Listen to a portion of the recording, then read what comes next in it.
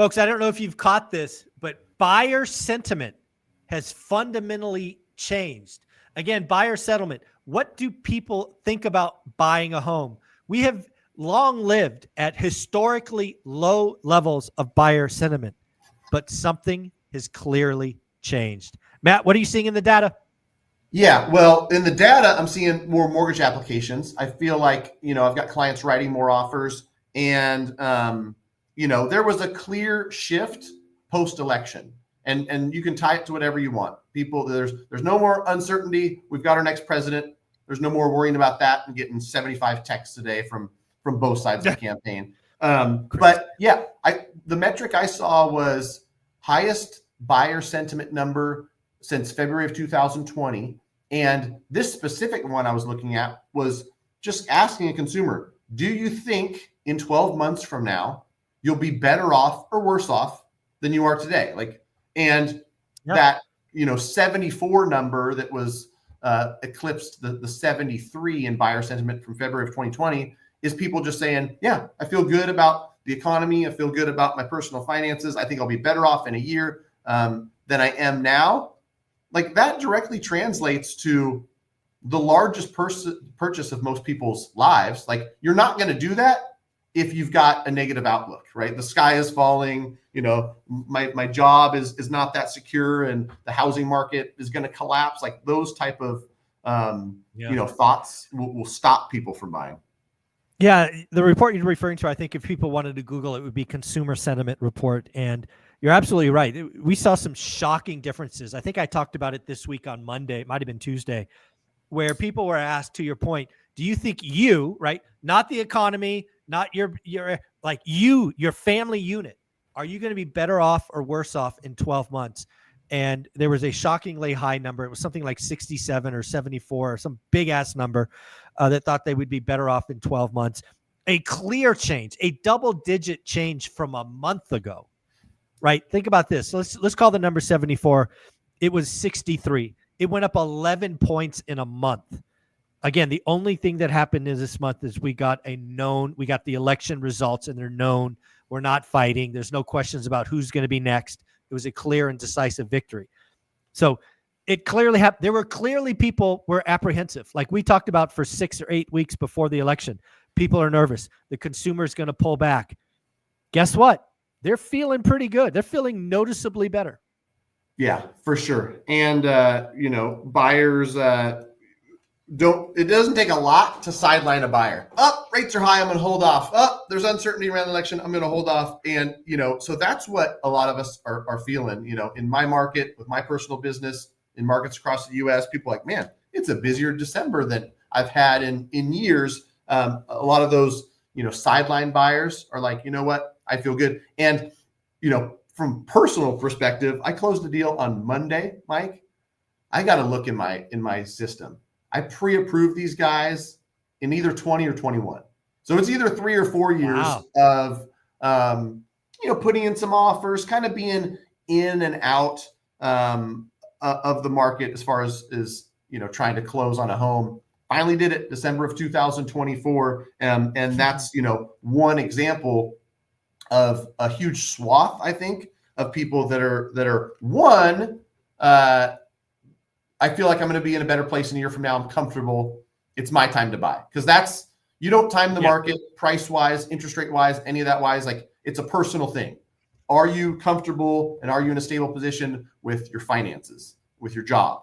And so those people are out there, they're buying, and there's quite a few of them, right? When there's record lows from a transaction standpoint, there's still millions and millions of people that qualify. And that goes back to the whole willing and able. We've had more of that lately than ever before. I've got people that are able to buy, they qualify, but are they willing at this rate, at this price, in this environment? Some of the willingness, I guess, scale has gone up. Well, I think that's exactly right. Again, if you don't understand economics and specifically demand's a two-step function. You have to be willing, like you want to, and able. And if either of those things are not true, like you're not willing or you can't get approved, you're not counted as demand. And I think you're right. I think what we've seen over the last year or even 18 months is a lot of buyers were able, right? They were pre-approval, but they couldn't find anything. They kept getting outbid. So they kind of pulled back on the willing. I think what people are realizing now is now's the time. It's winter. Let's write some disrespectful offers. Let's get some, let's ask the seller to pay for credits. It's going to be interesting to see what happens in the spring market. And again, right now, the sellers aren't there. They're not adding new inventory. So I think 2025 is going to be an interesting year.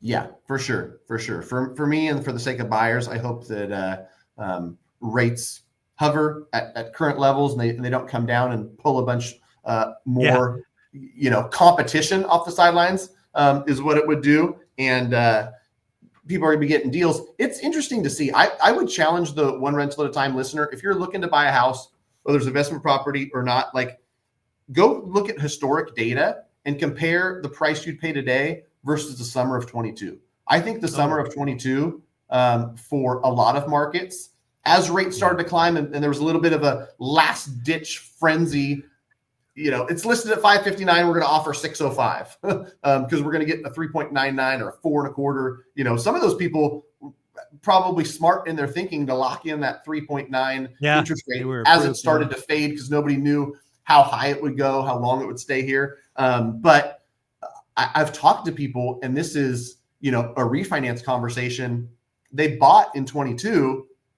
In most cases, you hold on to real estate for a few years, you pay it down, it appreciates a little. Stuff is flat or down 5 or 10% in a lot of markets. And so, that's opportunity as a buyer. You can always refinance and change your interest rate. 10 years from now, 20 years from now, 30 years from now, what you paid for the house is always going to be what you paid for the house. And, you got it at a good deal in a fourth quarter where there wasn't a lot of competition, rates were higher, people were scared.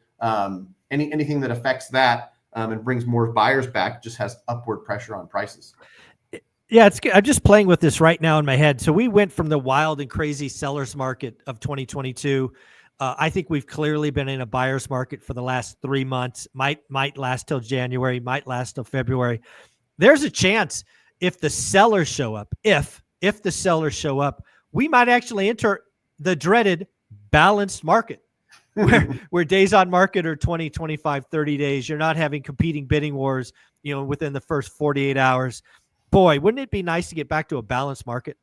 Oh, it really would. Yeah. And for the stuff that flies off the shelf because it's turnkey and it's nice and it's the right street in the right neighborhood, like we want that to go from 5 days to 15 or 20. And the way to do that is add more inventory, more stuff to choose from. People aren't going to feel like they got to, put in that over list offer on day 3. And then, some of the ugly stuff that's sitting for 120 days, people are going to just come to grips with reality and say, okay, I've got to let this thing go for 450. There you go. Matt, do me a favor. If somebody wanted to reach out to you, where do they go? Go to greatmortgagebroker.com. Quick form. We're licensed in 48 states. We're happy to help. If you've got, a one-off question or just want to fire something off to me, Matt, M-A-T-T, at mtmg.com. If you're getting yourself started and you want to put together pre-approval and you want to be dialed in, greatmortgagebroker.com is where to go.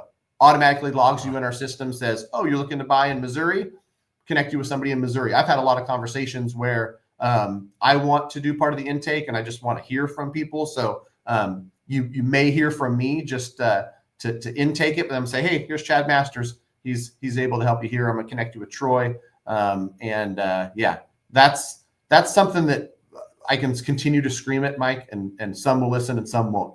Get your finances dialed in. I still get pushback and I don't know why it is. Somebody's like, I don't remember being asked for all this stuff last time. I don't remember, the bank being so thorough. Why not? Don't you want to be thoroughly vetted? Know that when you write an offer, you can close in 22 days and not have hiccups. You search for the divorce decree and the 2023 year-end pay stub now. Don't search for it when you're 2 weeks into escrow and everybody's screaming at you to get in your conditions. There you go. All right, brother. I appreciate it. Have a good day. Yep, you too. Thanks, Mike.